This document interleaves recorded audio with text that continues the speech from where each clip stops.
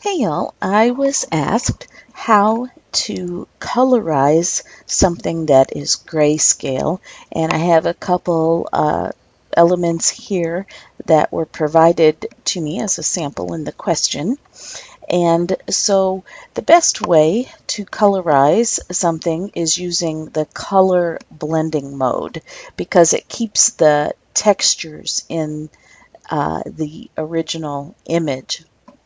And so I'm going to simply create a new layer, and I'm going to change the blending mode to color.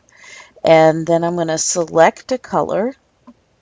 Um, I'm going to make it a little more dramatic, getting a brighter one so you can see the difference. So just select a color in your foreground color. I'm going to hit Alt and Backspace to fill in that new layer with the color.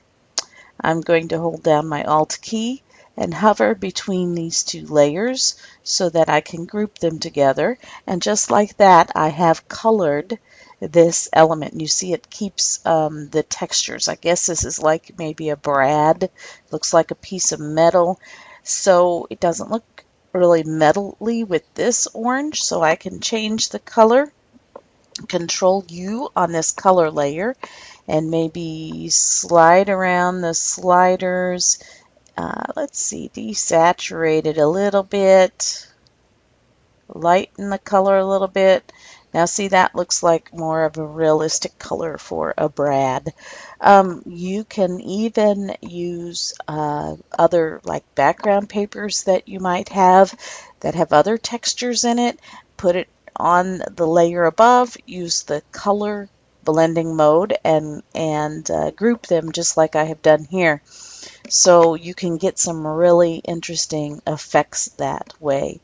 So I'm going to delete this new layer and create another one, change it to the color blending mode again, and I'm going to show you how it looks really cool if you use the gradient tool. So currently it is in foreground to background, but we've got this, I think it's a copper type of gradient. So I'm going to select it. You can make any kind of gradient you want. I'm just using one that's in the defaults. And let's just play to see what happens. So again, I'm going to hold down on my Alt key and hover between the two layers and group it. So you can see how that gives a really cool effect. I might even lower the opacity on that layer to make it look more realistic. Right now I'm going to up the opacity just to play, and we're going to try some of the other versions here in the gradient tool. Here's the second one, and you can see it does something even more unique depending on where you drag. I would just keep, oh, that one's not very good. But depending on where you drag, it gives different effects. So let's look at the next one. That would not be good with the line, unless that's what you want. That's pretty unique. You know, uniqueness is cool. And let's do the next one. Look at the cool lines in that. That's kind of cool and unique, and I rather like it. So sometimes you might want to even take a commercial use element that you already have, or, you know, if you're not, that is if you're designing for sale. If you're just playing on your own, you could take and desaturate that element and see what you can create new. Here's the last one. Oops. I'm not sure what I did there, but here we go. Oh, there's kind of like a diamond shape in the middle there. It's kind of cool. So I'm going to go ahead and delete that layer, and we're going to play again. I'm going to create another new layer, and the color mode, blending mode, that's the key to this. And I am going to get my brush tool this time and make my brush, I'm going to zoom in, make my brush about the size of this outer edge, and and it doesn't matter if I go over a little bit. You would take more time to do this, to do it more precisely than I am. And I'm going to hold down my Alt key and clip that to it.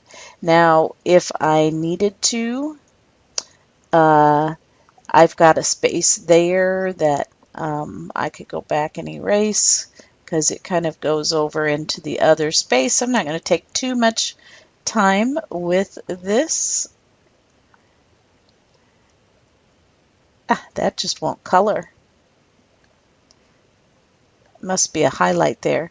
So then what I'm going to do is create another new layer, and I'm going to go get, I don't know, a purple, just random because we're just playing for now, and get that brush tool. Looks like it needs to be one size down. Oh, let's change it to the color blending mode. I forgot that step. And I'm just going to do this quickly. I showed you in the last one how you can clean it up.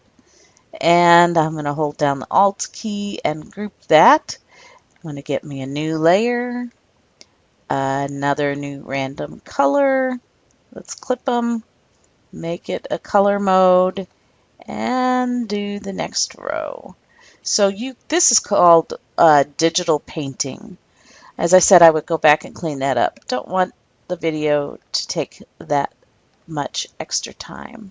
So this is called digital painting, and you can do this even with pictures of people where you go back and I went way out.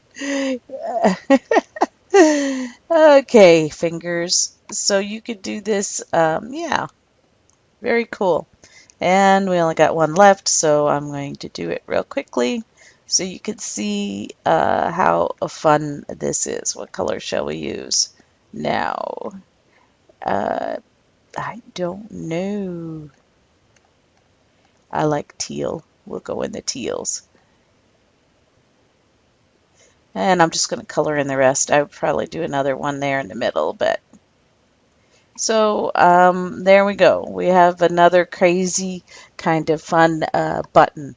So you can do whatever your imagination can come up with to color a grayscale. So I'm going to make these invisible, and here's the other item that was provided to me. So we're going to just do the same effect. The color blending mode, use the Alt key to group those two. And let's see, I'm going to color, make this, I'm hitting the right bracket key and hoping my brush responds. It's not.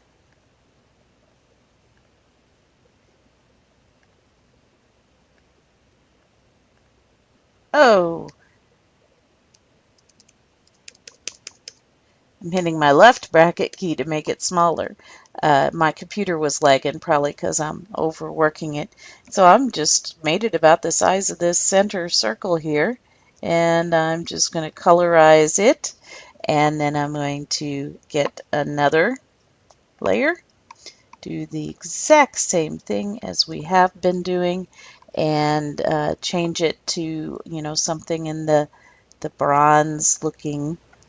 And because we've clipped that, it doesn't matter if I go out on the edge. And so I'm just going to go around. Now, if I'd done that center perfectly, I could click on, there's all sorts of ways to do this. Alt click, or wait, control click, I was doing alt too many times, on this center layer, go back to the outer layer and hit delete, and it cleans up so it doesn't go over into that middle area. Now I don't like the way that looks, so I'm going to hit Control U and kind of play. Ooh, I like that, looks more copper-like. Bring down that saturation a little bit.